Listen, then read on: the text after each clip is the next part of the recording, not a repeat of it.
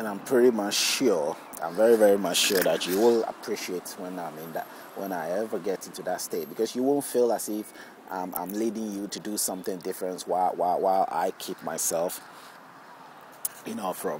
from being, let's say, the normal thing as I see it, which is indeed normal, having your loved ones, loving a woman when she loves you, you love her back. Of course, everybody has got the eyes, and they say that the beauty belongs to the what, the eyes of the beholder. It's like you sort of wouldn't want to go for anything. I definitely will appreciate what I will appreciate. There are beautiful girls, of course, everybody like that. I wouldn't fall for something that I wouldn't like. It doesn't mean I might hate that, but I'm also a human being with feelings and with thoughts.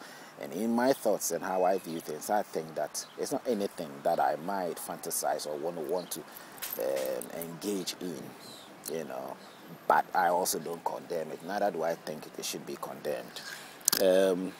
This is what I have sensed in my own life, and I think that it makes no difference to me as to what you are doing. And I will sort of share that I mentally and emotionally I'm with you when you are clubbing. I'm with you when you're having a good time with your girlfriend or your boyfriend. I'm with you. I'm actually there. I'm with the idea of whatever you're doing. It's just that don't abuse it. Don't abuse it, which would harm you in a sense, physically, in any way. I mean, when something is meant for excitement, it is meant for excitement, nothing else. If you let any drugs or any things delude your mind to go to the extent where you sort of bring harm or hurt the other person, as I've said, my definition of sin is you doing something that somebody doesn't like. This is why I stay as I say. I cannot go and hold somebody, a woman out there, and held her to the ground and say, because I can overpower her, I will overpower her and have sex with her. That is wrong. That is rape. That is not right. But if she wants me to be with her, definitely that's a good thing, that one will ever see that yes, there is a consent. I've seek her consent, she's given her consent, and it's beautiful. Both of you have that understanding. She's not feeling that you are the alien. She's not racially discriminating against you. She may be whatever state, but she sort of respect the fact that I want to be with this person too. Have the same feeling that you are having towards that person. It's a sense of beauty, as we say, love. If you haven't experienced it, it's quite great. And it shouldn't be abused in any way. So as I said, just as somebody might have access to, I might be interested in having a computer, and I go to the shop. It doesn't mean I can take it. Somebody has put it there, pay for it, and if I can pay for it, I don't have the right to take it anyhow I want, even though I desire and want it. As I said, there is no such thing as free will in my vocabulary. You may have a religion that you are told that you have the free will to do as you please. I would suggest it's deceptive. There's nothing like that. You can have that in this society, because the idea of the faith that you have, the God that you believe in, that told you the free will, has he materially, has he materialized into the states by which makes you feel that he is authority is exercising his authority and has given you the true right that you believe to have your free will? No. I've lived my life all this time. I've not seen the face of Allah yet. I've not seen the face of Jehovah yet. I've not seen the face of Buddha yet. Yet it has all been fantasized and somehow excuses coming from here and there saying that he's a spirit and you cannot see him.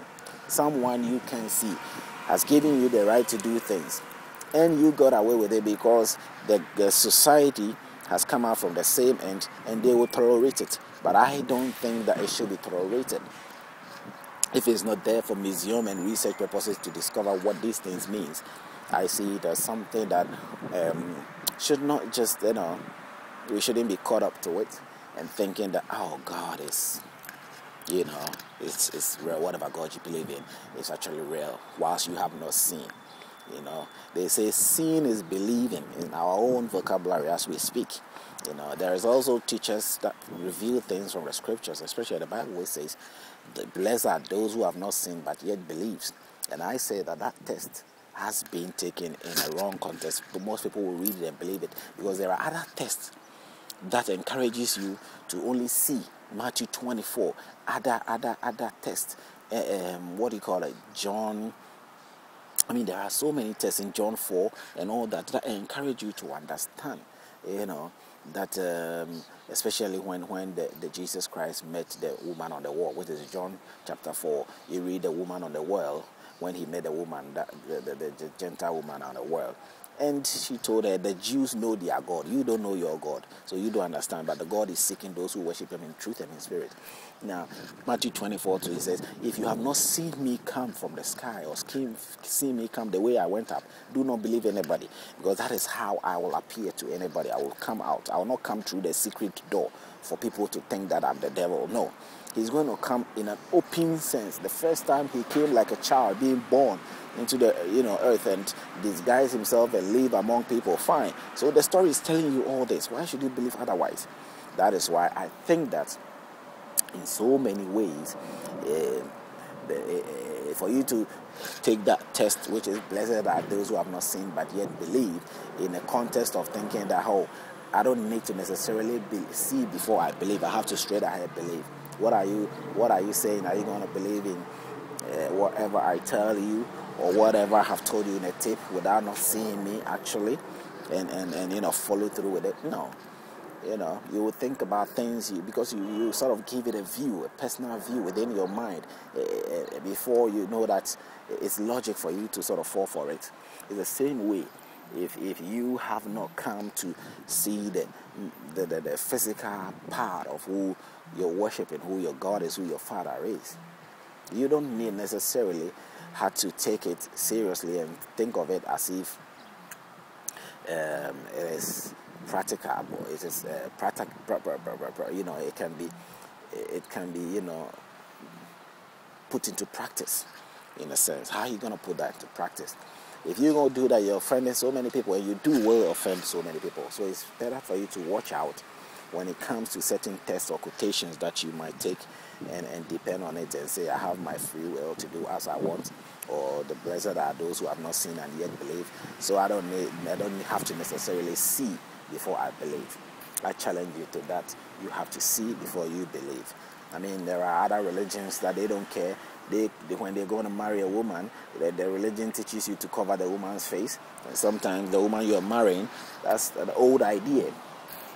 You have never seen the woman's face, and you end up marrying such a woman, not knowing whether she's got a big mark on her face, whether she's got an eye that you are not interested in, whether she's got a lips that you cannot even kiss, wide lips or small lips.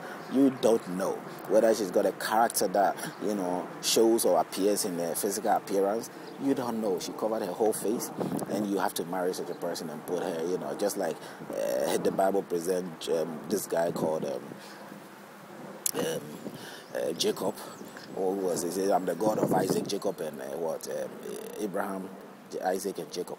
Jacob is a child that has come as a result of Isaac, and Jacob, in his faith, has ended up in every way, somehow in a group in an uncle's house, and he's marrying a woman that she's seen. Lucky enough that one present that she saw the woman's face, but you're going to sleep with the woman in darkness, that they put the light off, there wasn't light, and you're sleeping with his wife, the woman that he had to marry,